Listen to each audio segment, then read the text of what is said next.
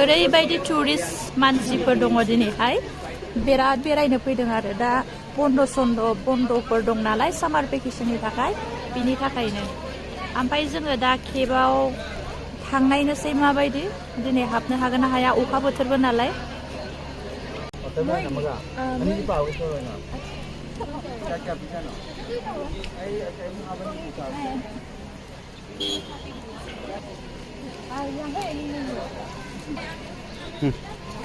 आनारस जानोसै नै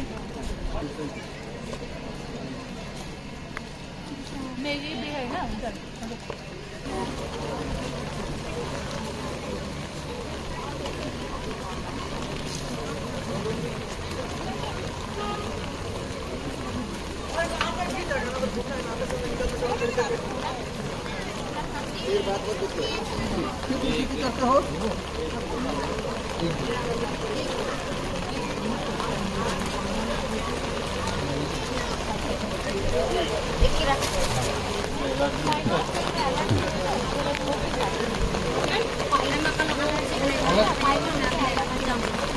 वन पैकेट में 20 रुपीज़ है ना 30 रुपीज़ 30 तो और 10 रुपीज़ देना पड़ेगा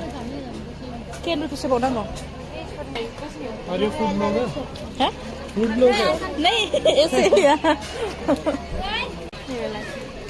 पाइनापल जों जाबाय बेखौ एसे ओमफ्राय मैगी जाबावनोसै आरो दा मैगी जाखांनानै मैगी पर प्लेट कितना है 50 वाटरमेलन तो 60 देना पड़ेगा वाटरमेलन वन प्लेट हाँ या ये क्या है चाय नहीं गर्म पानी ओ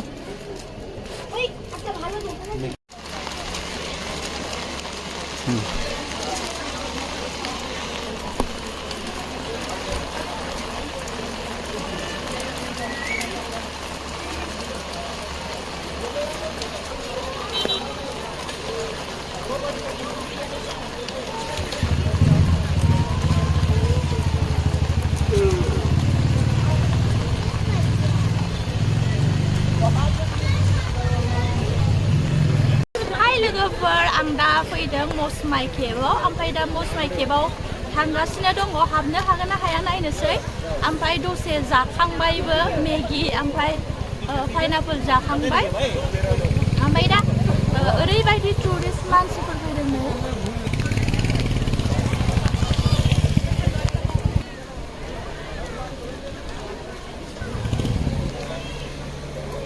ओइ नोंखौ आन्दायदों आं जों दा हाबनो हागोन ना हाया सिङाव थांनोसै नायनोसै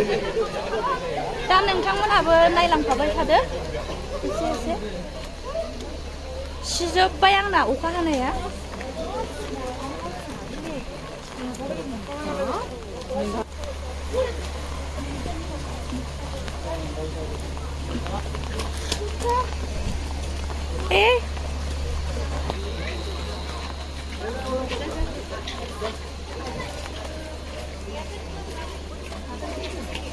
सबसे बेस्ट अब तक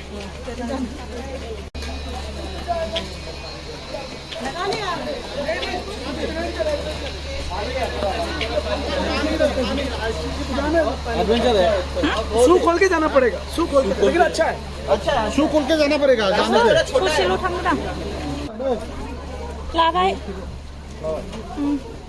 जेबो जायासै दिनै अखा हानाया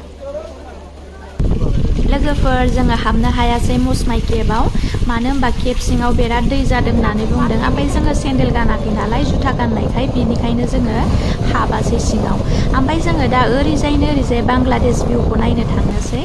ओमफ्राय जोङो माखासे मिसखौनो खालामसिगोन मानो होनबा बिराद अखा बोथोर नालाय अखाबो हादों दा नायलांफाबाय थादो लोगोफोर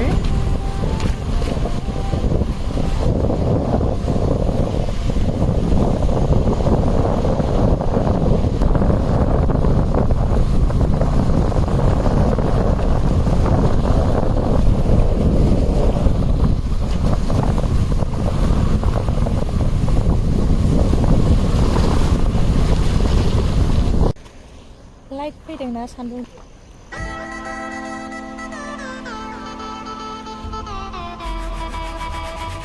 दा लोगोफोर नायदो नै बिनिफ्राय जोङो बांलादेश भिउखौ नुहुरो नाथाय दिनैहाय फुरा माने फग माने क्लाउड बायदि बिदि होथेजोबनाय आरो फुरानो बिराद मोजां नुदों अरिजिनेलावहाय गुफुरनो एकदमनो भिउखौ बिराद मोजां नुदों आरो दा नोंसोरबो नायदो नै लोगोफोर आङो देखायनोसै